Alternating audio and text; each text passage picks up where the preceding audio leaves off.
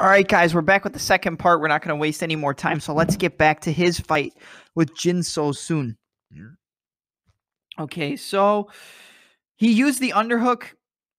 So they're in a clinch, right? And Soon tries to use it to close the distance. Hold on. Okay, let's go back because we messed that up a little bit. So Yan quick sets into a southpaw stance and then gets the right underhook. So he's got the right underhook in a southpaw stance, so he's going to try to move So Soon to his left. So he's going to try to sink him down and move him to his left. In the clinch, as Son tried to close the distance is how he ended up getting that underhook. He used the underhook to then throw a vicious left elbow. So he moves him to his left with the right underhook. And then, boom, he throws that left elbow. So he's moving you to a direction that he wants you to go, and then he's breaking the clinch and landing an elbow, and it lands right on his jaw. I don't know how it didn't drop Son or Soon, however you say his last name correctly, but it was a vicious elbow, and it was beautiful. It literally, sliced across his face. Just Soon, bah! Okay, yeah. So Yan and Soon get back into a clinch battle after he breaks it with this elbow, and Yan has the left underhook. He then grabs the left wrist of Soon with his right arm. So he's got the left underhook, and he's got the wrist with his right hand. Yan, that's one thing you'll notice. Every time he's in the clinch, he always tries to control the opposite wrist of where he has the over or the underhook because it's blocking your hand from being able to strike him, and it's giving him more control to move you into a position he wants you to move in. So he has it. He tries to spin to his right with a back fist as Soon circles towards that direction. So Soon tries to circle towards the right. Tries to circle towards the right to get away from the clinch. So Yan lets go and throws a back fist, which is trying to land as he circles away. He did it in the Ishihara fight, as we explained earlier in the previous part. He loves to strike on the break in clinches, and this is just one other example. Yan constantly touches the lead left hand of Soon to control the range and make sure that he's in range for attacks and out of the range of his opponent. So he's moving forward, and he's touching that lead left hand. Boom, boom, moving forward, touching the lead hand. Okay, now I can commit. Yan then fakes the straight left hand into a left high kick. So they're in a southpaw. He goes left hand, fakes it, boom, and then throws the left high kick, boom. A la TJ Dillashaw, a lot of guys are using this now, the same side attacks. I've been saying this since I started the podcast. Throwing something from the same side is really good. If you want to learn more about it, you probably want to go back and listen to my breakdowns on... I've done so many. It's everybody uses them now. It's just really good because the opponent's gonna move in the direction of your same side attack. So jab, usually they'll slip to the outside, throw the left hook. Cross, they'll slip to the outside, throw the right high kick. Right uppercut, right knee. There's a bunch of different ways to do this. So after this, where he throws the straight left into the left high kick, Yan fakes the overhand right, then quick sets into a southpaw stance. So he throws the overhand right, steps forward with his right leg, quick sets into southpaw, and is able to close the distance. Like I said from the previous part, this closes the distance and tricks the opponent into circling into the power, which would previously be the weak side. Now the second round of the Jin So Soon fight. He pushes you back and waits for the attack. Then he backs up and counters. That's one thing with Yan. I say pressure, a calming type of pressure, because he's not always in your face, but he's always in your face. That doesn't make sense when you hear it, but when I break it down, just listen to me. So he'll push you back, right? Gets you to fire an attack to get him to move back. You'll miss the attack, and then he'll step back into range. And he never steps too far out of range to where he has to take extra steps to close the distance again, but he'll just step out and come back in and counter you. Yan throws a right hand, and it causes Soon to shoot a sloppy takedown. Yan gets the right overhook and pushes Son into the power left hand, then sets in southpaw and fires another straight left hand. So he throws the right hand, boom, Son shoots a takedown. Yan gets the right overhook, boom, and then pushes Soon towards the left side, or towards his right, towards the left side of Yan, and then fires a straight left hand as he pushes him towards that left side. So it's right hand takedown, right overhook, push you to the left side, straight left as he switches into southpaw. I believe he switches into southpaw, yeah.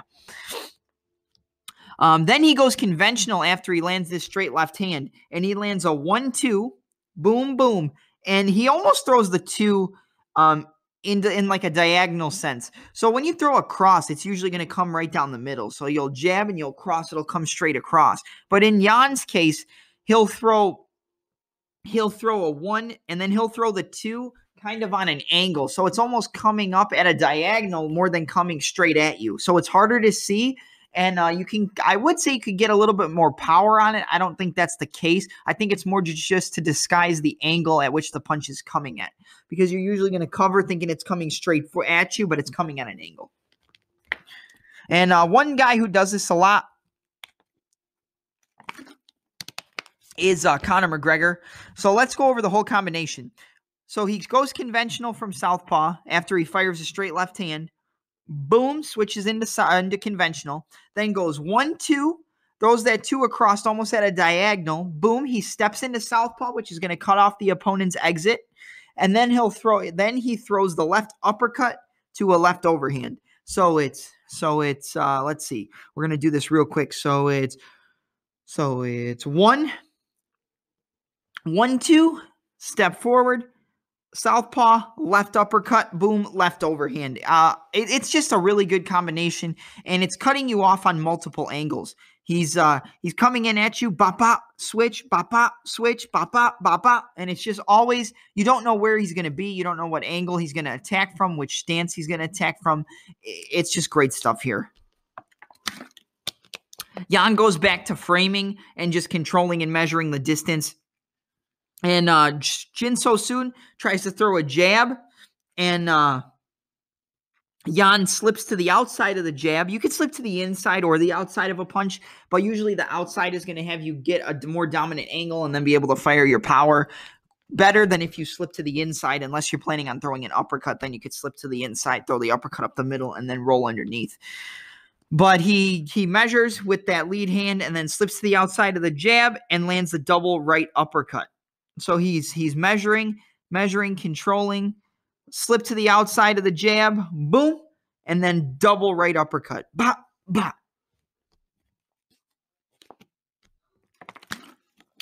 Yan then fakes a jab and then quick sits into southpaw. This is a reoccurring thing from Yan in both orthodox and southpaw stances. Fake, step forward, quick set into southpaw, go back. He's controlling, touching the lead left hand of Jin So Soon, then slips to the outside of the right straight and grabs a quick right collar tie into a left uppercut. So as I said, he'll quick set into southpaw. Boom. Get on the inside, get the collar tie, double left uppercut, slip to the outside, or push you towards that right and get out and move away. One of the biggest things he had success with in this fight against Jin So Soon was the straight left hand when in a southpaw stance. That was probably his best weapon throughout this entire fight. He was able to just constantly switch and just pop that straight left down the center. And there's no fat in Petr Yan strikes. You know, a lot of times you'll see people load up on a power shot and they'll load up and then fire a punch, load up and fire a punch. But the best strikers can just snap it out there where you don't even see the windup. It just comes out. Just bop. Bop, bop, bop. And, you know, this is Yan did this a lot, and the straight left from a southpaw stance was probably his best weapon. Let's see. Okay.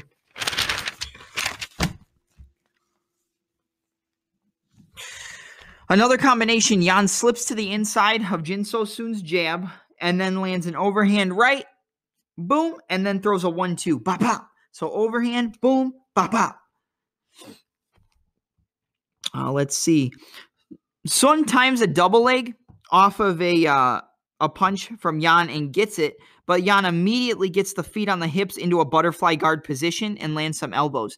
You know, let's explain this. So a normal guard, you're on your back, the opponent's on top of you. Your legs are going to be wrapped around their body, and they're usually going to have their forearms on your chest, and you're going to want to control their wrist. A butterfly guard, however, the insteps of your shin are going to be on the inside of the thighs of your opponent. You're doing this to obviously have more free range of motion with your legs, but it's mainly used to turn an opponent or to sweep them. You're going to want to use one of those underhooks, which is one of your insteps of your shin on the inside thigh. You're going to want to lift them up with one side, rotate them, and then get up on the shoulder of the side you're rotating towards, and then get on top and get in top position. As Yan has this butterfly guard position, he lands really good elbows off his back. Boom, boom, boom. Push off on the head, elbow, create space as he's on top of you because the opponent's going to want to keep their head to your chest to avoid a lot of strikes. So Yan just pushes off and elbows.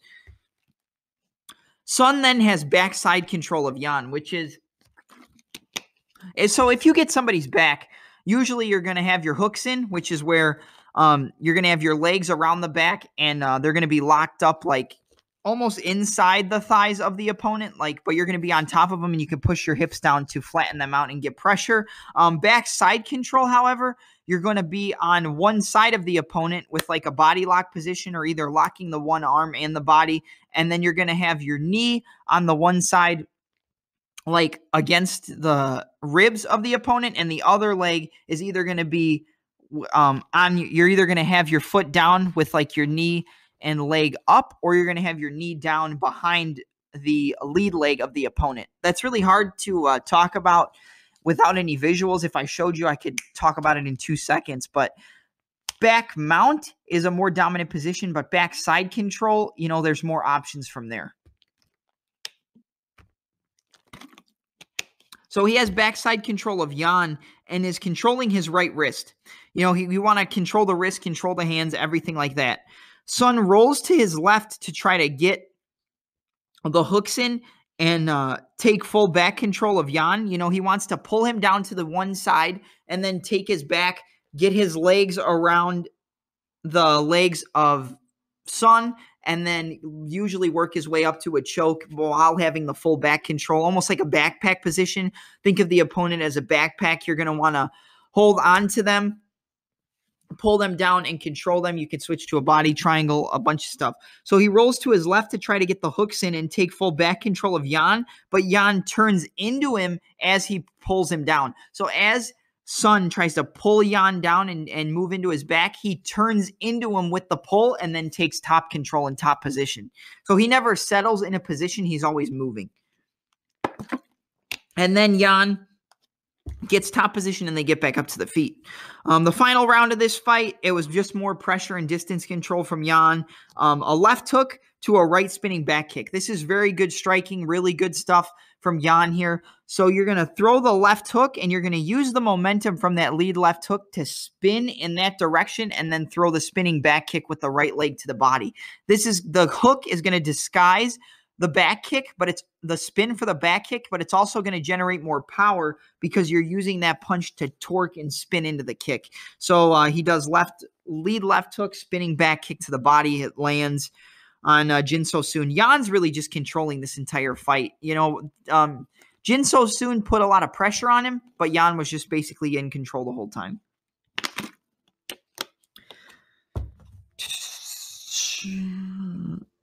A left hand lands flush from Yan in southpaw, and then he goes back to conventional. Like I said, the southpaw left hand was probably the best weapon from Yan here. So he goes straight left hand and then switches back to conventional. Boom, step forward, switch into regular stance, conventional, orthodox, however you want to call it. It's all the same thing. Yan throws a touching double left hook. So he's in conventional stance. He just throws that left hook out there to get a reaction from Jin So Soon. And then he uses it to, let's see. Sorry guys, the way I took these notes, I'm kind of stuck. So yeah, okay, so he throws the double left hook and then uses that same side or same position to get the collar tie. So fake double left hook and then use it to get control of the back of the neck of the opponent with that same hand and land a right uppercut. This again just shows how intelligent Yan is. He uses things that look the same in order to set you up for an attack. So double left hook, Okay, they're going to move to their right. Now he's going to think a left hook's coming. I'm going to control the back of the head and throw an uppercut up the middle from the right hand. Fake double left hook, uppercut up the middle. Yan fakes the jab and then throws a step through 2, but uses it to try and get the outside takedown. So he goes fake the jab, throw a 2, step forward into southpaw, tries to take that right leg as he steps forward and get to the outside leg of Jin So Soon and take him down. So you'll see a lot of guys do this. You know, one of the biggest examples, I think, was TJ Dillashaw when he fought John Lineker.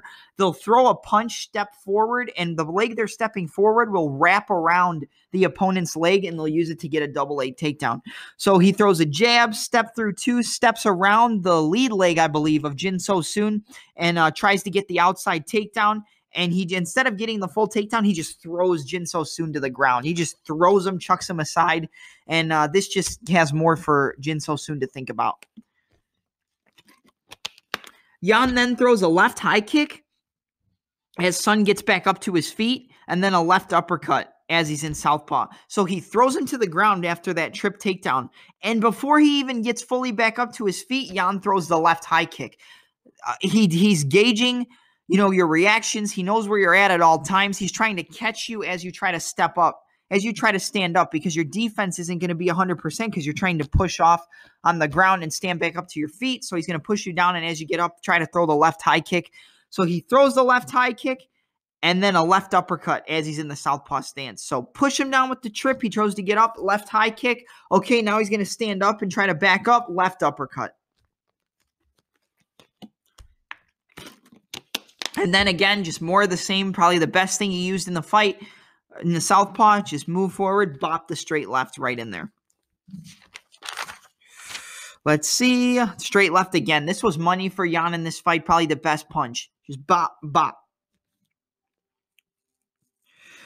This, I think, was the biggest combination he threw. So he throws a right hand, quick sets into southpaw. Then he goes right underhook and pulls the right underhook out, and Sun has 2-on-1 on Yan's left hand. So Yan spins to his left and lands the spinning elbow. So again, let's just go through this a little bit more. So he quick sets with the right hand into southpaw. So he was previously right hand and back power. Now he's going to switch stances. He throws the right hand to get the left hand and back. So he switches, gets that left hand and back. He then Sun has 2-on-1 on Yan's left hand, which is going to be his back hand, which is the power hand when he's in southpaw.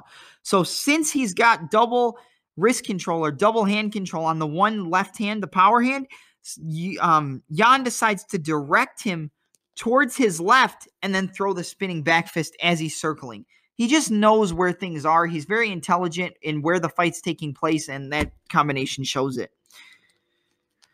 Yan changes it up, goes 1, step through 2 to a long left uppercut. So 1, 2, step through to southpaw, left uppercut up the middle, diagonal more. Like I said, Yan likes to throw that punch more of a diagonal than a traditional uppercut to catch them on the exit and really just cover more distance with the punch. Okay. They get into a clinch position again. Sun goes for 2-on-1 on Yan's left hand. You know why people control opponent's hands? Is because if you're able to control the hands, it's stopping them from punching with that hand or that arm. It's stopping them from attacking, and you have more control, and you can usually control where the body moves by controlling one of the limbs and moving them. And that's mainly done when controlling the head. You know, as I said, where the head goes, the body follows. But it also is the same thing with hands. If you're able to control the hands, you're able to control the attacks and the defensive positions that you're in, or offensive positions as well. So he goes 2-on-1 on Yan's left hand. Yan throws the right hand, causing Jin So Soon to let go of the left hand, and then he follows up with the lead left uppercut. So he's got 2-on-1 on the left hand of Yan. Yan throws the right hand, which is going to cause Jin So Soon to let go of the left hand and cover up, and then he goes with the lead left uppercut. So he's got control on the left. Okay, I want you to let go of this left hand so I can use it, so I'm going to throw from the opposite side. So overhand right, oh my God, Jin So Soon's like he's going to throw from the right again, goes to cover up. The second he lets go of that left hand, Yan throws the lead left uppercut. It's a 2-5, 25, whatever. A 2 is the cross, and the 5 is the lead uppercut. 25, 2-5, however the number system works in your head. But that's what it is, and that's just how good he is. He threw an attack to get the opponent to let go of what he actually wanted to throw. Right hand, okay, left uppercut, bink. Yan then landed a left high kick and followed up with a right hook to a straight left on the retraction. So he's in a southpaw stance, throws the left high kick, then as that left high kick goes to, land on Jin So Soon, he's going to move to the left or move to the right. So Yan follows it with a right hook, which is going to move him back towards the left, right into the straight left hand. So lead left high kick, you're going to move to the right. Okay, right hook. Now I'm going to circle you back to the left, straight left hand down the center as I switch from orthodox to southpaw. So smart, so intelligent. One of the best game plans from Petr Yan. Yan looks for a fadeaway leaning right hook in southpaw and then goes back to orthodox and throws a double lead left hook. Like I said, Lomachenko of MMA, just reading you, controlling the distance, controlling everything, moving in and out of range, and really just beating you in every position in the fight. And Yan ended up winning via a unanimous decision. Let's see what we got next.